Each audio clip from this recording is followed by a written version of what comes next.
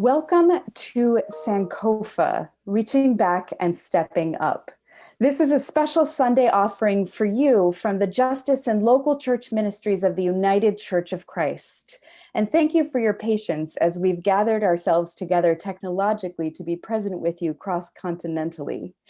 Occasionally, on Sundays, we'll bring in speakers from around the world to help you nuance your faith and call. Today, Reverend Traci Blackmon will host a conversation with Reverend Dr. Allan Boesak and Reverend Dr. Curtis DeYoung, co-authors of the book Radical Reconciliation, Beyond Political Pietism and Christian Quietism. And if this is the kind of work that matters to you,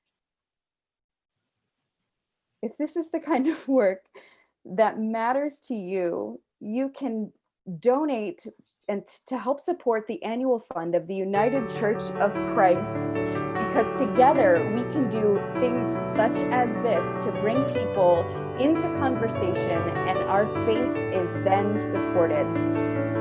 So you can text UCC to 41444, and the annual fund will support all sorts of things as you see on the screen.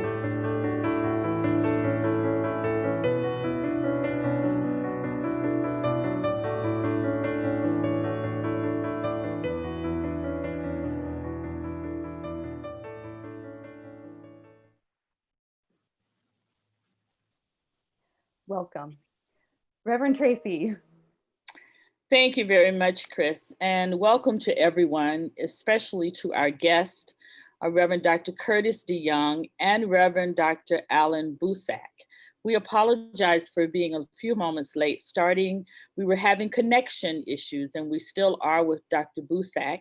He is in South Africa, as you know, and it is midnight there. And so we're working on the connection. He is on the line, but we weren't able to hear him and he wasn't able to hear us. And so we want to give it just a few moments to see if we can get him connected in some way so we can start this conversation together.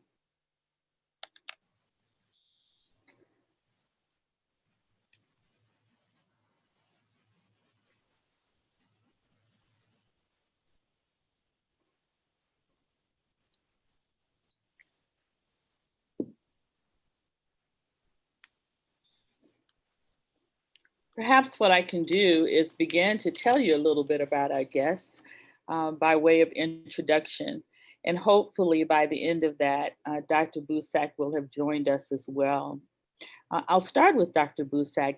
Dr. Boesak is a South African Dutch Reformed church cleric. He's a politician and he is an anti-apartheid activist. Dr. Boesak became active in the separate colored branch of the Gerdeform Kerk and began to work as a pastor early in his career.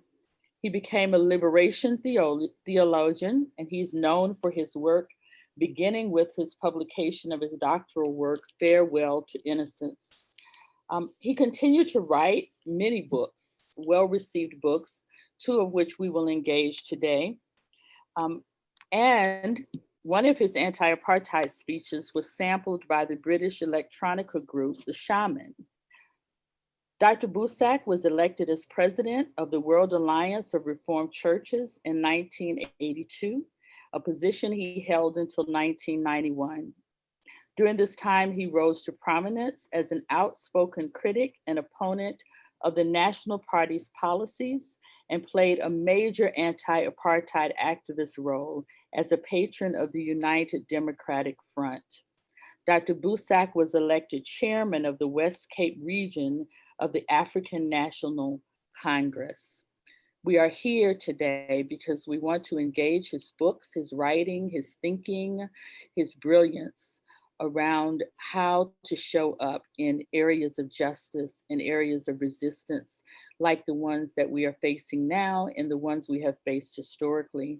We hope to glean from his experiences in South Africa and his wisdom and knowledge of what is happening in the US.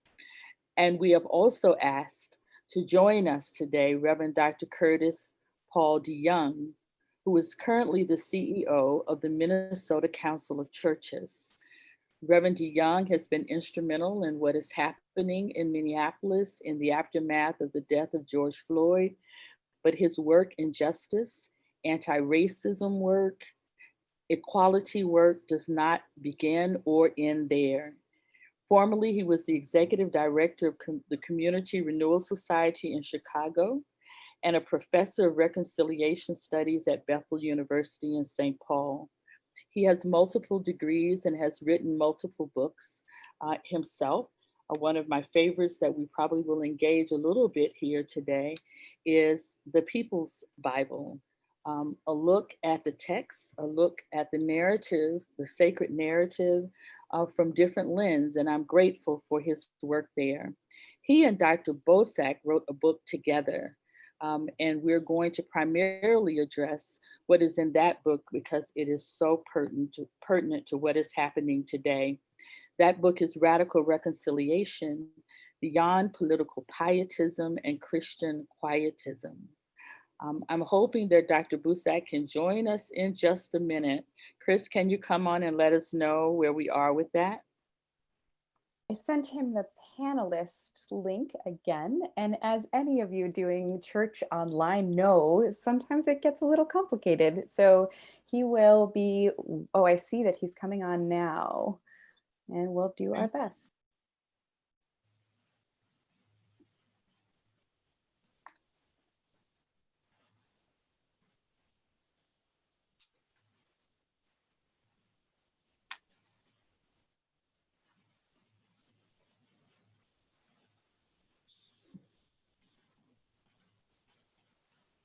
He did say he was having some problems with his audio, so we are working on that.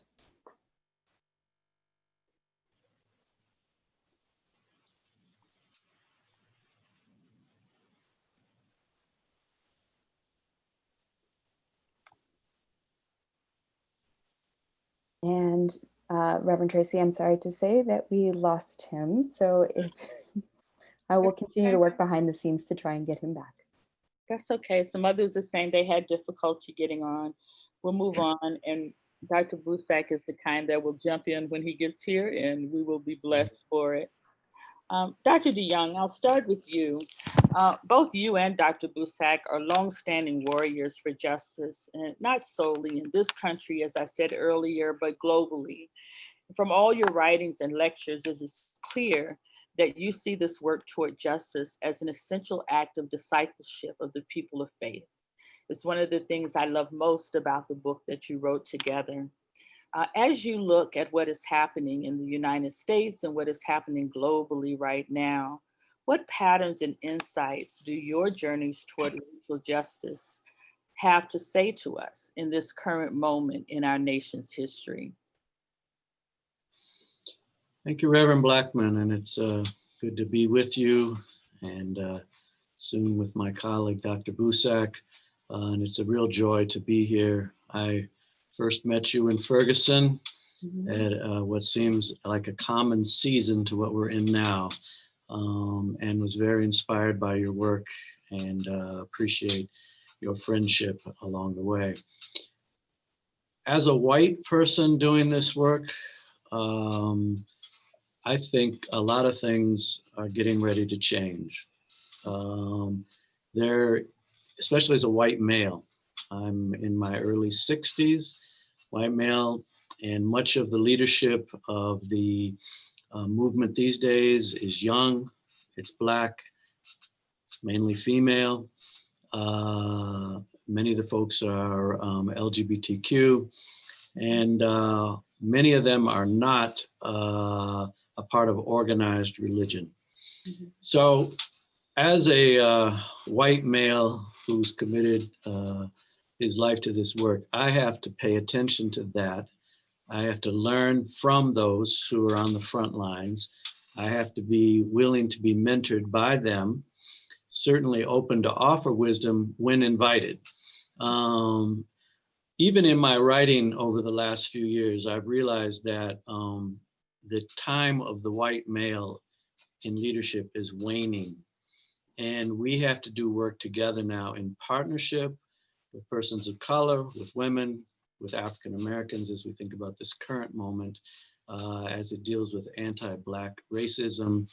I can't write about that except from a scholarly or academic perspective, because I don't have firsthand experience, but I can write together with and under the direction of. And I think this is a new sort of phenomenon for us as white males.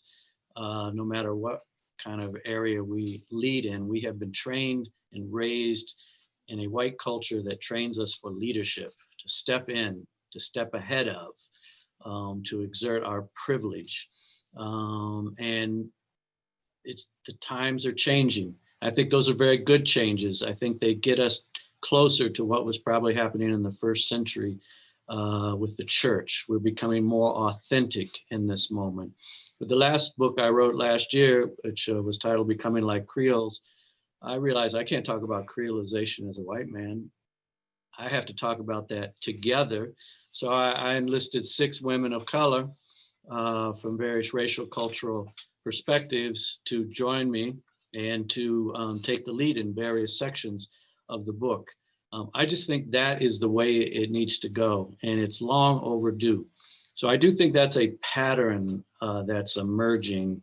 If we want to do authentic work around racial justice, reconciliation as whites, we have to learn how to be under the leadership of persons of color, of women, and we need to embrace that as a good thing.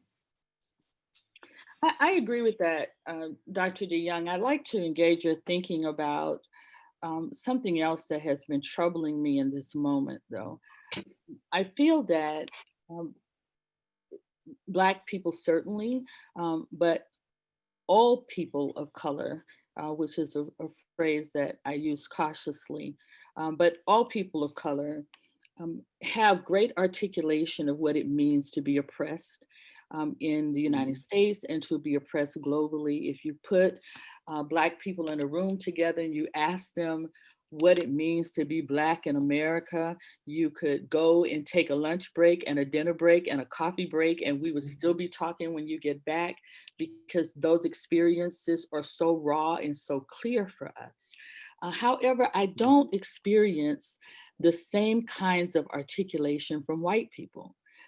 If you ask white people what it means to be white, white is so integrated into what it means to be American, what it means to be English, what it means, whatever, wherever they are, white people assume, like you said, the leadership role. And I'm wondering, is there space in our literature, is there space in our curricula where more work is needed around what actually will it look like to deconstruct white supremacy, to dismantle white supremacy? Who's going to write that work and who's going to do that work? There's been some, but who's going to continue that scholarly research? And I'm not suggesting that that has to be you, but who's going to continue that scholarly research that is not just located in anti-racism work, but also anti-white supremacy work? And I know that those are often interchanged, but I'm suggesting that there are some nuances to that work that only white people can write. What are your thoughts about that?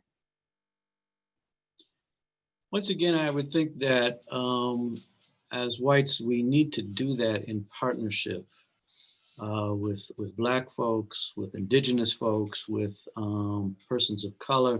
And the reason I say that is that, I mean, certainly as far back as W.E.B. Du Bois, Black folks have been studying us and have an understanding of whiteness that I would say is sometimes more nuanced and deeper than what we have ourselves.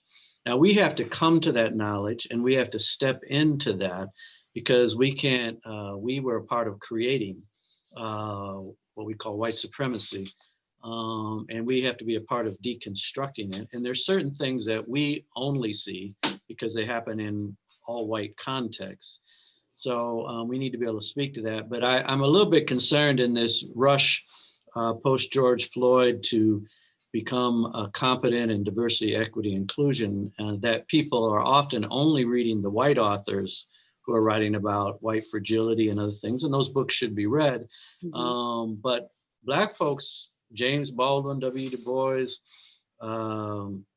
many others have been writing about us and studying us and knowing things that we have not been able to see ourselves for some time. So I accept your challenge, and I applaud those that are doing whiteness studies from psychology or sociology or the various disciplines, because we're going to need a multidisciplinary effort to look at this to actually get to the structural issues.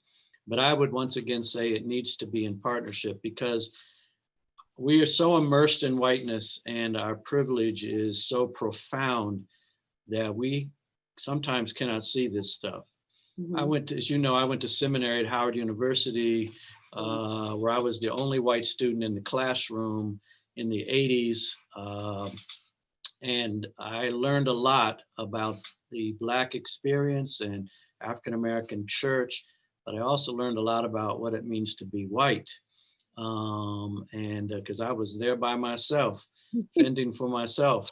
And, but I was treated very respectfully, but I was not let off the hook. I was challenged to really understand and know that. That's not an experience that a lot of white folks have the opportunity to do. In fact, mostly the opposite experience. Most studies show that majority of whites don't even have a friend of color, or are not in contexts where they are having to think any other way than white. So it is a real issue if we're going to try to dismantle white supremacy. White folks have got to become a part of that, but they also have to be able and willing to be challenged in the process to rethink how they understand whiteness, and even to use the language whiteness.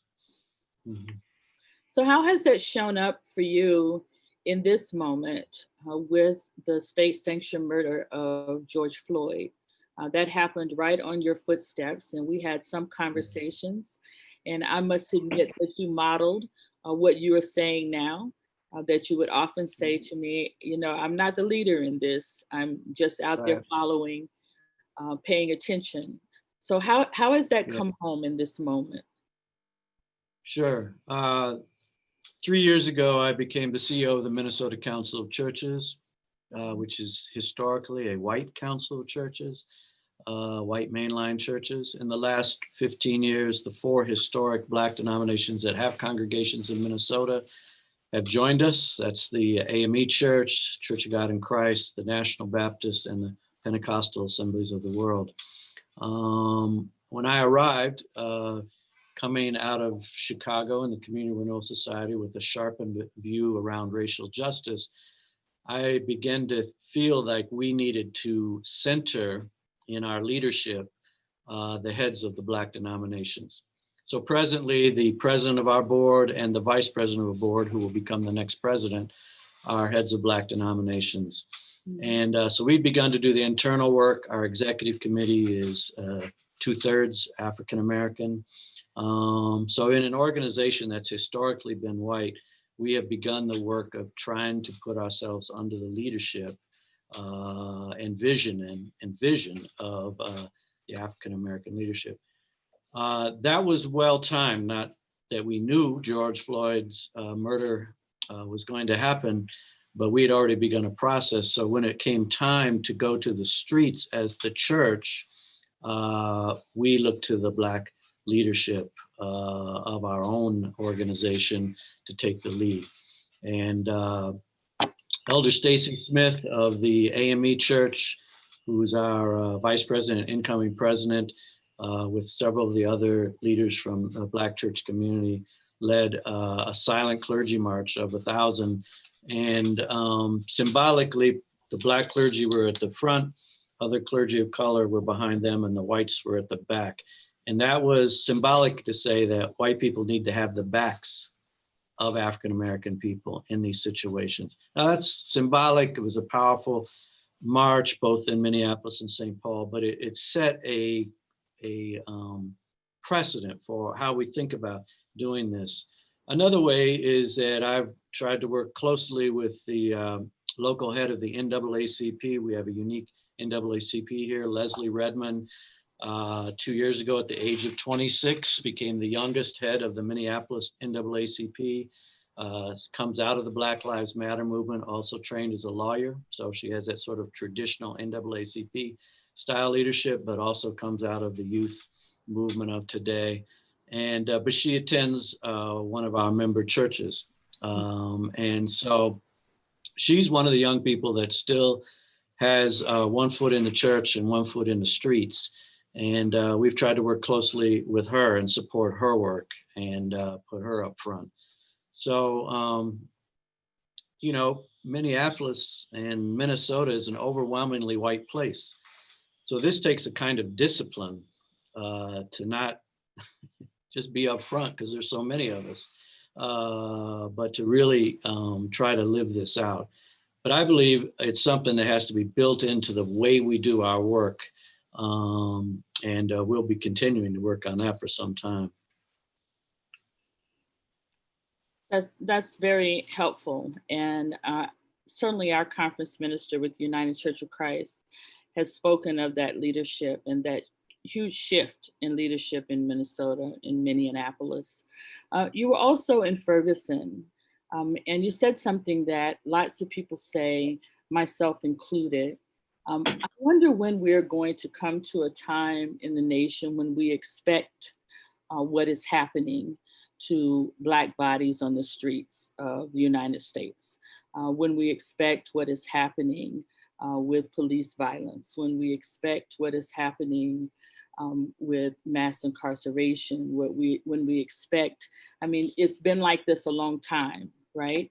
And every time, I won't say we're caught off guard, but there seems to be some kind of shock around the fact that we are here again. And I don't think you and I disagree that we will continue to be here until we address the core issues, the root issues of what is happening. What for you are some of those root issues? Well, first off, I appreciate how you framed that, in that we seem surprised every time as a country. Obviously, the Black community is not surprised, but that's a problem if we can't see the ways that white supremacy lives through our policing in a way that, you know, just sort of predicates and sets up this kind of response. And so many times, I mean, Philando Castile, watching that video, you're going, yes, of course they're going to be found guilty, and they weren't. Eric Garner, which was when he was let off, was when I was in Ferguson with you. And you're going, how can that be? It just, Tamir Rice, a child, within a few seconds in his encounter with police, is killed. And then now to have, you know, 3 in a row, Breonna Taylor, Ahmaud Arbery, and now George Floyd here, that I'm just still surprised by the kind of denial that we seem to be living in. And it does seem that that it's possible that the lynching of George Floyd has now broken that denial, because it was so painful and so captured by video. And even the current police video now is letting us know that he said he couldn't breathe at least 20 times. He said, please, 30 or 40 times. He was very respectful to the police. He kept saying, please don't kill me. He knew what was about to happen. How can you deny that? So I think that there's a need that we have to somehow face it for what it is, and call it, and get beyond sort of this few bad apples. We all know there are good police, that there are good people that work in policing. We know that, but the system that they live in and work in is the issue and is the problem. but so many of us, and we like to think it's just the evangelicals, but many of us who are mainline Christians as well have trouble thinking from a systems perspective. And we still sort of fall in as good Americans to that individualism that traps us. And I think that's just in our ability to counter this. And this notion, we get sort of locked in that. So now we're here. I've racked my brain. I have my own suspicions of what makes George Floyd different. And certainly we're going to get into the book. I'm trying to wait on Dr. Boesak before we go too far. But what makes George Floyd different, right? We saw Emmett Till's body in a casket. We see pictures. I have a whole book of lynching pictures of Black people. Right. I don't ever want to forget that, right? We saw, as you named, Eric Garner. We saw Philando Castile. We saw Tamir Rice. We heard Trayvon Martin pleading for his life. What makes George Floyd different in that this particular murder, as heinous and calculated as it was indeed, this particular murder has galvanized the whole world, not just Minneapolis, not just a movement in the United States, but the whole world. What, in your opinion, makes this moment different? A few things I believe, and we have yet to know whether this is different. Time will tell, and I'm hopeful that real change will happen. But I do think one is obviously the kind of killing. It was clearly, there was no question, even the head of our police union, who tends to dismiss just about every killing of a Black man, in this case said that Officer Sharon is guilty. He killed him. And he's trying to put distance between the police union and him. So the fact that this one somehow passed the test of being murder and not just something that could be denied. I think the other thing that's different is in the response is the number of white folk in the States anyway that have come to rallies and protests, starting here, but certainly around the country and around the world. And perhaps that's because it's a generation now that's been raised seeing these kinds of killings in the public square and in social media. They come out of having a bit more kind of training around diversity, equity, and inclusion, and some greater understanding, whether it be through their churches or their schools or their homes. I think there's a generation coming up, and we're just a much more diverse country. So we are rubbing up against each other a bit more and knowing each other's stories. And then, of course, the fact that it all happened during COVID-19 certainly intensified the response, because we were sitting in our homes watching TV and reading and trying to do some work and take care of our children and do school if we were doing school from our homes. And this just exploded upon us in that kind of a moment. So I'm still yet not ready to say it's different. So far it is, but different for me needs to be that we actually see some real systemic change come around policing and the whole white supremacy model. I'm with you on that, Dr. DeYoung. I say different very cautiously because I don't want to say it's comical. I don't want to make light of it, but some of the things that have happened around George Floyd are things that, for instance, we now have law enforcement officers kneeling in the street or kneeling, washing the feet of Black activists. We have the chairman of the football league saying, well, there's nothing wrong with kneeling. I should have never done what I did, although he hasn't made it right with Colin Kaepernick. I have to say that. But he made this apology, right?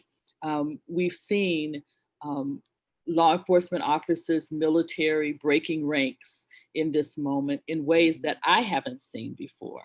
So I'm going to say, those are things that I mean by change, but certainly that could switch back in any moment, right? When you talk about COVID-19 and all of the issues that Black people are dealing with right now, in many ways, George Floyd encompasses much of that.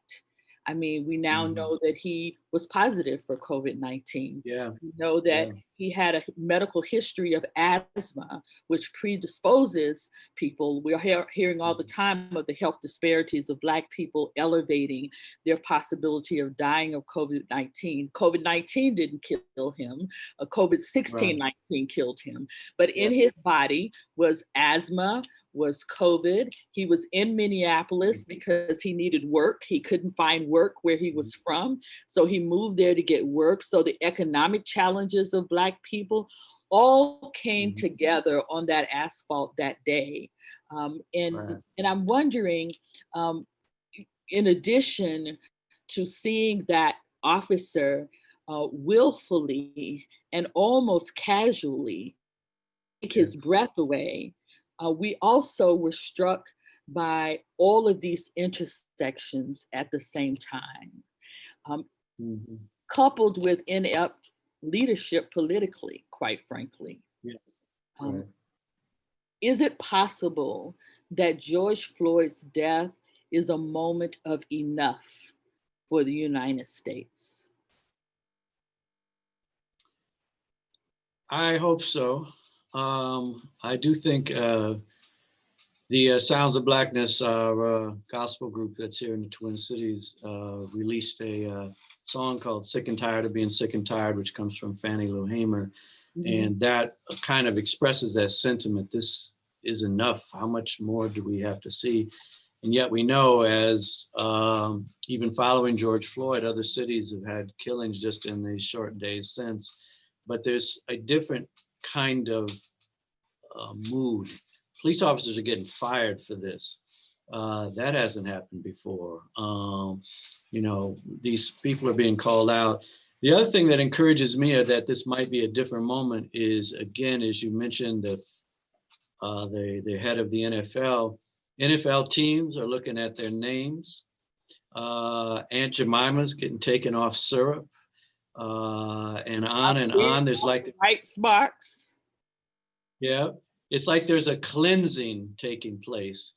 And while that might seem cosmetic in some ways, to me, if we can get a lot of that stuff out of the way, that gives us the opportunity now to dive a little deeper into this work and actually begin to address the system. So I'm hopeful in that sense as well. So Dr. DeYoung, I'm going to invite you into a public decision with me between you and I. Okay. We are hearing from Dr. Boesak that there are windstorms in South Africa, and he certainly can't call in internationally for 2 hours. That would not be fair. I do want to continue the conversation with you. The question is, do we have the conversation we were going to have together, which would be more delectable with the two of you? Or do we reschedule that conversation and have conversation about racial justice here, perhaps because we have people who have tuned in, but I want to acknowledge that we may not get Dr. Boesak today. He is still trying, but we may not be able to get him. And there are lots of questions in the chat for you that we could engage at this time without going into the book. Or do you think we should just go ahead and go there and consider it the way the wind blows today? Well, I think a lot of folks have tuned in to hear the perspective of Dr. Allan Boesak. And certainly you and I are certainly wanting to have that conversation. So at the very least, we are going to need to reschedule a time for the three of us to have a conversation, whatever we decide to do tonight. And I will say that Dr. Boesak perspectives are ones we need to hear. For those of you who are not as familiar with him, when I started going to South Africa in 2000, visiting, I've been there several times. When I would ask people, who are the key leaders in the anti-apartheid struggle, three names always came to the top: President Nelson Mandela, Archbishop Desmond Tutu, and Dr. Allan Boesak. So, And Dr. Boesak was and during the 80s, and it's a similar time to what we're experiencing now in South Africa, was when the most intense Mandela and his generation were in prison, or they were in exile, and several others had been killed. But on the streets were Desmond Tutu and Allan Boesak. And they were the ones that brought through an unbelievable commitment to nonviolence in a very violent atmosphere. And Allan Boesak, if I were to try to make it simple, I say he's a hybrid of Martin Luther King and Malcolm X. He had that kind of truth-telling Malcolm voice, and he had that preacher cadence of Martin Luther King. And he's a brilliant mind. We need some of those folks to mentor us in this season and this time. And we need to see the global realities that we're dealing with here. And there's no one better than him to bring it. So we definitely have to come back to a conversation with him. So what I'm hearing in the chat is agreement with you that people want to hear both of you. The richness of this conversation, certainly as I envisioned it, is the richness of both of you. You bring individually powerful perspectives and collectively things we need to know that take us to the heart of where the church has a role in this and how we can play it. So I'm going to suggest, Dr. Davies, that we reschedule this. I want to make sure that people understand that Dr. Boesak has been trying for the last 30 minutes to get on, and he has been emailing every day about this conversation. So I'm sad that this has happened, but it is midnight where he is. And I don't want him to be up for another hour or so trying to get on, and then he'd be here for the end of the conversation. So if it is okay with the listeners, what we will do is we will save this chat. And am I able to save the question and answers as well, Chris? Hi, Reverend Tracy. I will make sure that I grab those. So we can save the questions and we will reschedule soon. Perhaps we won't do a Sunday because it is so late where he is that he probably can't get technical help. We will reschedule in one of our Tuesday, Thursday sessions as your schedule allows as well, Dr. DeYoung, because this is the conversation we need right now. Meanwhile, this may be a move of the Spirit that those of you who have not read the book that we are planning to discuss can get the book. It is a powerful read. And I believe every person of faith who wants to engage in justice work should have this in their, what I call my root row. My root row are the foundational books for how I think about this work. And so I'm going to invite you, I think you said, Dr. DeYoung, that it's available on Orbis. Yes. On Orbis, to get the book. It was written 8 years ago. And it's still, if you read it right now, I reread it for this call. The name of the book is Radical Reconciliation, Beyond Political Pietism and Christian Quietism. Radical Reconciliation, Beyond Political Pietism and Christian Quietism. If you will get that book, begin reading it, and we will come out with a rescheduled date this week. I'm reading the chat, so does that work? That works, yes. We are so grateful that you took time on a Sunday afternoon to be with us. We have been so looking forward to this, but we want it to be everything we need it to be to get this work done. So Dr. DeYoung, thank you for coming on, and we will be back really soon within this week. I believe we have the capacity to send you all a personal invitation with the new date. Is that correct, Chris? We'll send a personal Absolutely. invitation to everyone who is on this call. And with that, we will include the name of the book. Again, it's printed on Orbis Books. Someone has already put it on the chat. Radical Reconciliation Beyond Political Pietism and Christian Quietism. And what that will do will help inform the questions we have in the chat. I do want to address one concern from someone that asked, why didn't I have additional Black scholars from the UCC on this panel?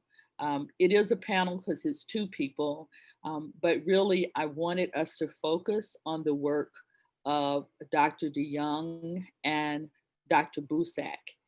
And in follow-up conversations, as we always do, we will have various iterations of panels to get at this from all angles. Thank you very much. Thank you. Thank you for coming, Dr. True.